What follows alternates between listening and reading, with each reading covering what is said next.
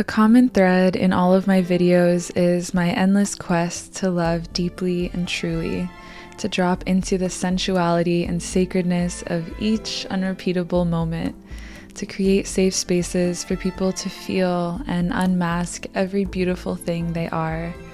Letting my heart and body be a vessel for the expression of love leaves me feeling so close to the pulse of life, as if I'm on the edge of the great void, asking it to use me fully. I am an eternal student of love, and here are some things that I've learned.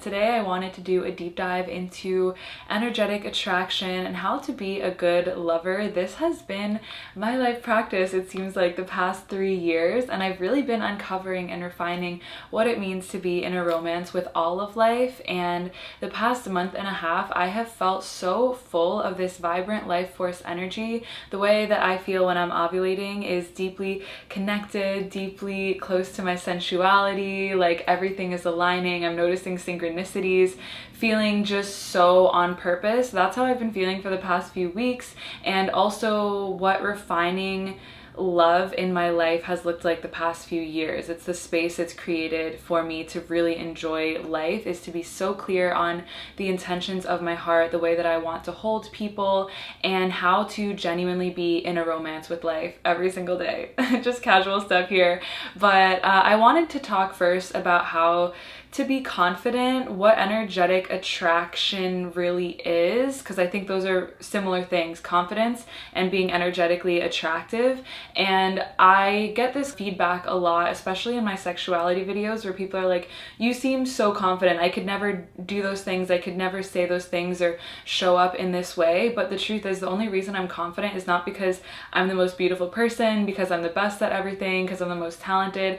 I am confident because I know myself deeply, and I have sat so intimately with everything that is gorgeous and stunning and effervescent about me, and everything that's mucky that I may be shameful about that I still have to work on. I have taken so much time to look inside. Even the awkward, cringy parts I have embraced with love, because I know exactly why they're there. I've gone to the root of those stories. I've released any internalized shame or guilt about them, and I can claim them, and I can bring them with me and say, oh yeah, sometimes I might say something like weird or silly, or there's really awkward silences in some of my conversations, but that's okay, because that's just where I'm at right now. And I am able to neutralize any feelings of judgment within me, and I literally think that's the secret of being confident, knowing and accepting yourself fully, even your strangeness. I have these moment-to-moment conversations where I hype myself up and validate myself and clear my emotional responses quite quickly. I can integrate them quite quickly because I know the lesson to draw from it, and I know how to respond, which is just with love, meeting everything with love. So that's the first thing. How to be confident is to be deeply intimate with yourself and to deconstruct any shame or walls you have around your own self-love. And through this, you can begin to be a little bit more goofy and silly with yourself. When I'm happy, I dance a lot, and I'll do like really weird dance moves, or just, I'm gonna express how I feel. And I have many different accents and voices and embodiments that all of my friends know. Like, we act so weird together. It's so fun to be goofy and silly with yourself and to say stupid things sometimes and to not take life so seriously. Like, I make fun of myself all the time. It's a freedom frequency. Sacred silliness is just so fun, and life isn't always that serious. Like, it feels so big in our heads, but when you can just make a joke about things, it returns you to lightness. It's an intimate part of you that you get to introduce to other people, and when you're on that playing field, you just become instant friends with others. When you notice that you have the same level of goofiness or this similar accents, I feel like everyone I know has a British accent inside of them, and I do as well. I'm like near constantly when I'm with my friends speaking in a British accent, and it's just, you build this harmony together, and it's a beautiful thing. So explore your goofy and silly side, like shake the energy around, feel loose in your spirit, not all confined by the borders and rules by which you think you're supposed to behave or what is appropriate. Like, enjoy your spirit. Now, in a more worldly sense, having stable forms of love is also going to feed into your general day-to-day confidence. It feels like for most of my life, I haven't had a stable home base, literally haven't had like a childhood home to revert back to, but also like within my family, I didn't have someone that I felt like I could call at any point, talk to about my feelings, feel close to and seen accurately by. But into adulthood, the reason that I think I've been able to heal at such an expedited rate is because I met some really incredible people, and it was also because after I sort of healed the initial shockwaves of constant anxiety, I was able to be more of myself, and that attracted the right people. Community is one of the most stable forms of love that I have in my life right now. My friends, I have at least 5 people I can call up at any point and be so brutally honest with them. I can leave them 8-minute crying voice memos and be received, and it is such a life-giving feeling. And this could just be your family. I feel like for a lot of people it's their bloodline, but I did not have that experience, so I had to make my family friends around me. Other forms of stable love in your life could include a class that you go to every week, or something that you're doing that you're really passionate about. Maybe even just your pets and animals, the things in your life that repeatedly make you feel warm and safe. Places you can go that feel safe is a stable form of love. And what this allows you to do is to have somewhere in your life a single resting point where you feel like you can be yourself and you feel deeply seen and loved. When you have this, it makes it a lot harder for things that aren't of a similar frequency to latch onto you, to take advantage of, or manipulate you. You yourself can be your own stable pocket of love and safety if you cannot find it out in the world. Knowing that within you there is a place that is so calm, so knowing, so full of love and clarity. The more you learn how to respond and react to those edgy parts of yourself, the more that you learn how to create better systems in your life so you're not breaking down as much, the easier it will be to access that calm, unwavering place within you. To me, feeling untethered is the best way I can describe it when I feel not confident in myself. Like I don't feel grounded in anything specific, especially anything good, and I feel very like unsure of my path and who I am, and it's an untethered feeling. But when I am in my devotion, in my practice, witnessing the miracles all around me, that makes me feel immediately returned home. And honestly, gratitude alone is a practice for confidence, because gratitude is such a high vibrational feeling and a really easy way to make yourself feel so full and like you literally have everything you need. Because even if you have access to watch this video, that is a privilege that not everyone has. And even having a roof over your head or access to regular food and water, those are such immense blessings that even really sinking deep down into the feeling of them, of how abundant that is, can make you feel like the most blessed person in the world. Like you don't even need anything else. Like there's no reason to complain. And so doing that regularly will also fill you up and make you feel like, damn, why would I not feel confident? Why would I not feel so excited and full of life? Like I am so taken care of. And there are a million examples of it in my day-to-day life all the time. My existence is proof that the universe is good. Look how blessed I am. That kind of energy will serve you well. And on that note, feelings can be so intense, and in the moment that you're in a thought spiral of shame or guilt or just self-deprecation, it can feel so real and alive in your body that you don't even realize you're creating it. But something that a friend taught me recently is a practice called the existential kink, and you put yourself in the seat of the creator of even your most heavy thoughts and experiences, and you ask yourself, why do I love to torture myself? What is it about inviting shame and guilt that I just love to play out? What is it about believing that I'm not as worthy as I know that I am that just turns me on so much? And you really, I know this might be weird, but you get into the seat, whatever crisis you're creating for yourself, and make it something that's turning you on. Make it something that is you just being dramatic. It is so empowering and exciting and honestly juicy. Like, why do I torture myself like this? Why do I tell myself that I'm not enough when I repeatedly am shown how much I am, when deep inside of me I believe that I'm enough? Why do I make this choice? every single day. Maybe I like to feel small. Maybe I like to play this game with myself. And you just sort of have this conversation where you're returning to the objective witness, in that you're reclaiming your part in even making this story and even creating this experience that you're having. It doesn't even have to be all sexual or sensual like the way that I'm doing it, but that's just what I enjoy. Truly, you can just sit yourself in that seat and just be like, why do I do this to myself?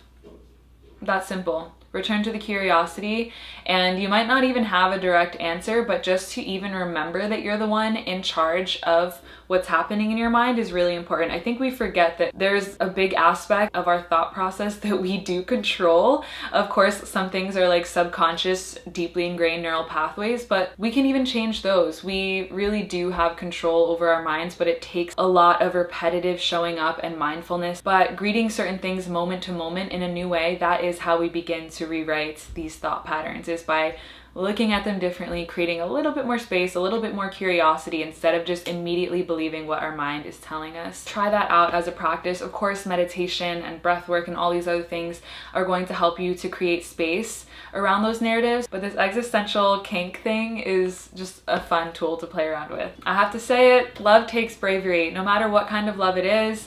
Romantic, platonic, sexual, physical, spiritual, it takes courage. I saw this quote somewhere that said, love is embarrassing yourself enough to ask for it, and I just think that that's so true. It's literally like beholding your heart in your hands and be like, do you want to hold this with me? Is this something that entices you? It's literally so vulnerable. And something that might help you here is voicing those fears with complete clarity, honesty, and claiming. I think in the past, maybe I used to do this, but I wouldn't claim the fact that these are my fears and it's my responsibility to take care of them. I would sort of think like, oh, I'm gonna share this fear and you're the one making me feel this way. You're the one making me feel nervous or unsure or questioning. And now I'm like, I feel this way. Let's look at it together. So what this could look like in practice is, I haven't been in a relationship for a few years and I feel really nervous about where this could go, or I'm feeling so many big feelings for you and that makes me feel vulnerable. I feel all of my walls against love coming up and I want to run away. I'm wondering if we could look at this together and maybe you could help me not run from this incredibly beautiful gift that we have. Or I'm feeling a lot of resistance in my body, even though we're connecting so deeply.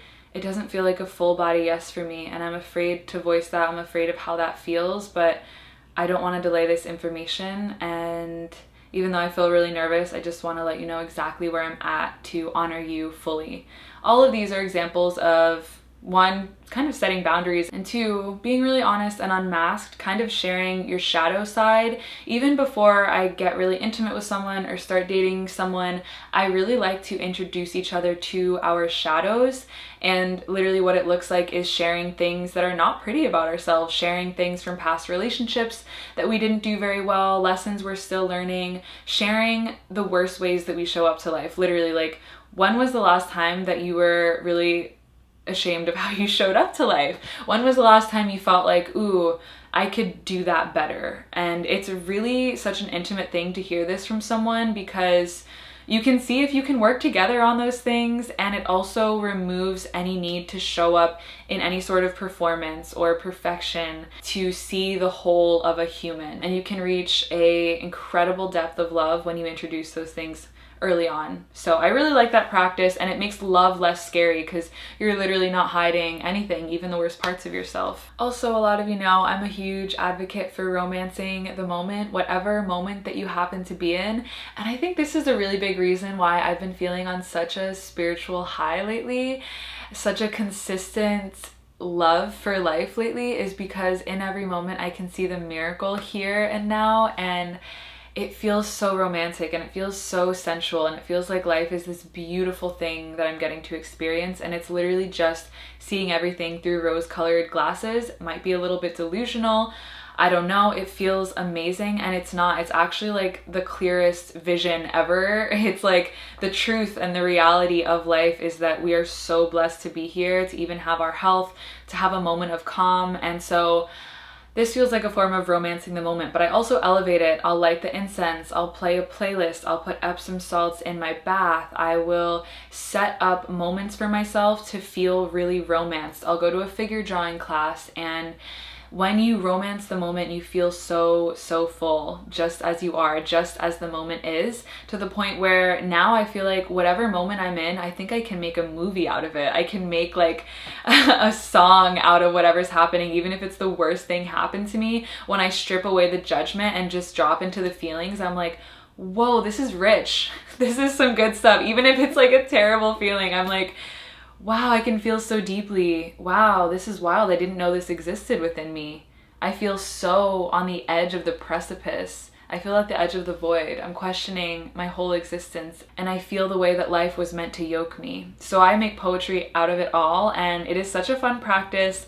And I think that this can be harder for me to do when I'm rushing. Rushing at this point in my life feels like self-violence to me. It feels so harmful to be rushing the moment, and I have found myself doing that a bit more in New York City. So I started to leave a lot earlier, and my dream reality is one where I do not have to rush, and I can anchor that in every single day by waking up early, taking enough time for my practice and my emails, and enough time to do everything that I need to, so that I can have those moments in between where I'm breathing deep and I'm taking in the miracle. Also, I can romance even the moment that I'm working by having like cute snacks around me and making my desk and my space feel like a little co-working setup, and imagine that I'm with other people. Or I'll literally go to a coffee shop, and I'm so efficient in coffee shops and parallel playing in a sense. So I think there's a way to romance literally every single moment, and that is such a rich love that you can have with life, to the point where I just feel so fulfilled right now in my own space that I'm just so happy not to have a partner, and I've never craved to be in a relationship. It's only ever just happened because I just feel so full, and like there's so much I have to do that I'm excited for in this life, that why would I grasp for something that's not, you know, effortlessly feeling like a yes and falling into my path.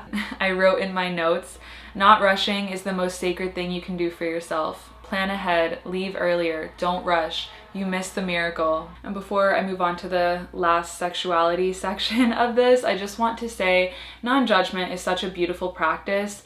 This will invite so much more love into your life when you're not writing or wronging people. And I can always tell where people are resting, even in my comments, if they're completely judging what I'm doing spiritually. Like, even in regards to my sex practices, some people really believe that enjoying sex, because it's such a physical pleasure, means that you are hindering your spiritual path. We are spirits, we're not these bodies.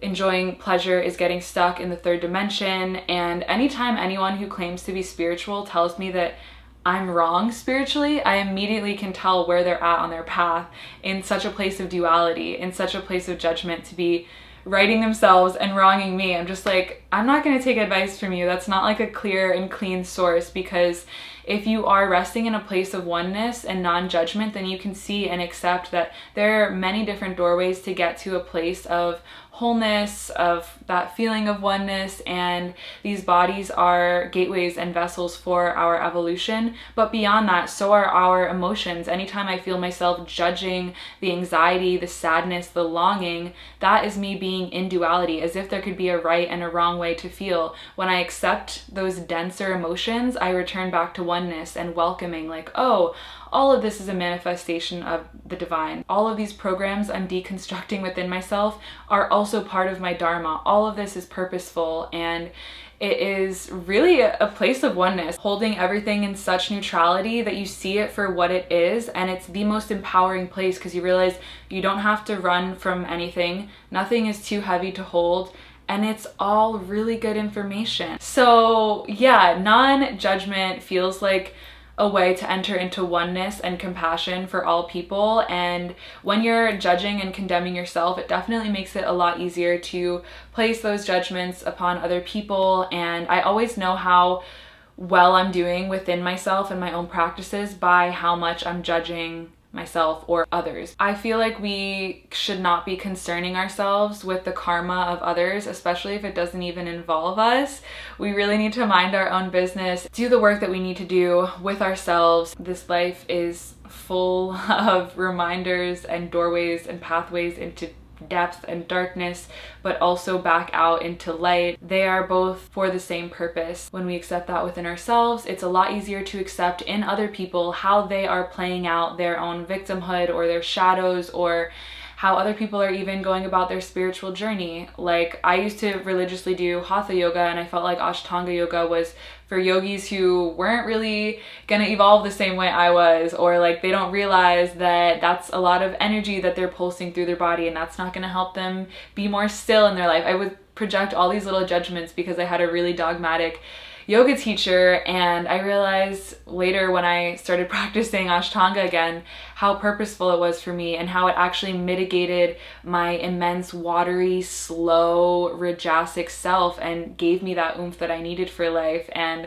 helped me a lot. It really helped me with the stillness. It's so easy to feel like through our judgment, through our condemning, that we're getting closer to God, that we're getting closer to a good version of ourselves, but really it's a false sense of reassurance that we're right. And the more that I affirm everyone just in their practice doing what they need to do for them, it makes me trust my own version of what I'm doing as well. Like, if someone's doing something completely different from me, I'm like, wow, that's really interesting. I would never do that. That must really work for them. I hope that they found something that's really serving their path and their practice right now.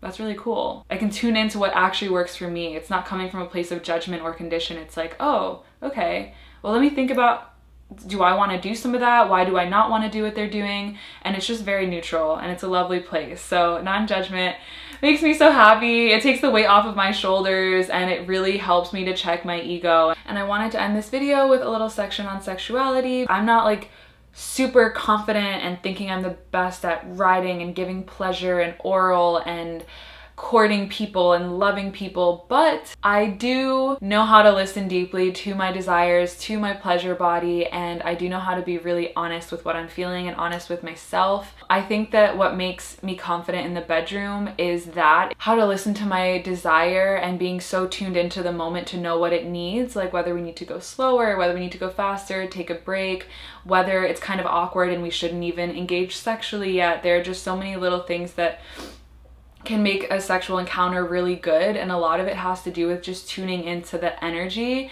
and not rushing things and playing around with the fire that's there. And I think that being a good partner in bed has very little to do with just physicality and appearance, and so much to do with like that self-intimacy you have where you're not running away from yourself. That shows up in lovemaking for me when I can just really create the container and be like, wait, can we slow down a little bit? I need to breathe into my body for a second. How much time I give myself to feel into my pleasure authentically and advocate for my experience. Like, all of that stems from my ability to be intimate with myself and know what that intimacy and space feels like, because then I can anchor it into a situation with someone else. And along with that comes this curiosity of like, oh, I wonder how this would feel. I wonder what this feels like. I'm not afraid of trying out new things and being adventurous, and that's the enthusiasm that is really fun to work with when you're making love with someone. It's just like, yeah, let's just literally fuck around and find out and see what this feels like. I'm not worried about someone even being repulsed by me. Like, I think I used to be so worried about rejection that it inhibited me from being myself, especially around men. And I still struggle with this in some scenarios, just being myself around men. But I would feel so worried about like making a weird sound or queefing or having like a bodily fart that I wasn't as free in my movements and my primal energy. But now I don't care if I'm like queefing for hours. I mean, that would kind of be annoying, but I'm not, you know, embarrassed about the sounds my body's making, the body farts that sometimes happen. I don't know if you've ever had that when making love, but your bodies just like come together and it makes a little farting noise by accident. Queefing is one of them, squirting, I don't know, just all of it. I'm just comfortable in my natural bodily functions, and if someone were to make me feel weird about that, I would think that they're weird for making me feel weird about it. And I'm just so comfortable in my humanness that allows that primal and pleasure body to rule the sexual exchange that I'm having. Feel into that, play around with that, getting so comfortable with yourself and your body and being sort of unapologetic in it. All of this, I will say, is a result of feeling safe as well with a partner. And you know that they're not a jerk, and you know that they respect you, and you know that you have good boundaries and communication. That's going to pave the way, the foundation for a really good lovemaking session, as well as that internal safety that you have for yourself. And one very important way to create this safety is by speaking your boundaries, needs, and desires beforehand. So right now I'm in a place in life where I've been in relationships literally since I was 14 years old, long-term relationships. I've barely been single in my young adult life. I'm now in my mid-20s, I'm 26, and I'm not looking to get into a relationship, and yet I want to explore deep love and erotic lovemaking with people. So my boundaries and my needs, I've been speaking them so clearly because I don't want to hurt anyone, and I want to be very kind and tender to people's hearts. So I've been sharing this really upfront with people. Hey, I've been in relationships for most of my life. I'm in a phase where I just want to explore deep love with people. I am open to having loverships where we reflect so much goodness back to each other and can be really intimate and kind and sweet to each other, but I am not in a place to get into a relationship. So I just wanted to let you know that and see how you felt. If that's not what you're looking for, we can just be friends. And if you are open to that, then we can explore it, but you're always free to change your mind, and we can just touch base as things are going on and see how we're feeling. But this is exactly where I'm at, and I don't think anything's gonna change anytime soon. Do with that what you will. That's literally what I will say to someone. If I feel us falling in love, I'll check in again. Our feelings are getting more intense, but I'm still in the same place of not wanting to be in a relationship. How does that feel for you? We can shift this dynamic, always checking in with so much love and grace, but really honoring where you are. I feel like for a lot of my life, I have fallen into the desires of other people, and it feels so healing, just really getting to the nitty-gritty and being so honest, and it really helps the relationships. It helps create so much safety. It helps improve the lovemaking. It just helps everything feel on purpose. And I think that in general is how I've been feeling with life, is just so aware of what I'm creating for myself, and how I'm doing that with others is an extension of that. I think that we can all be living examples of the way that we want to be treated and the lessons that we've learned. So that's what I'm doing or trying to do in my life. And these are just some things that have helped me immensely with being a good lover. I love love so much. I want to honor and respect the energy of love, and I feel like I'm walking this path a little bit more clearly now in my life. So I'm gonna end this video here. All of this feels like creating space for you to co-create with the divine, for you to co-create with this beautiful energy of love moving through all things. And I hope that some of these things might be helpful to you on your path. Thank you so much for being here and joining me. Check me out on Instagram if you're not already, and I'll see you in a video soon, I hope. Bye! Happy loving out there in the big world.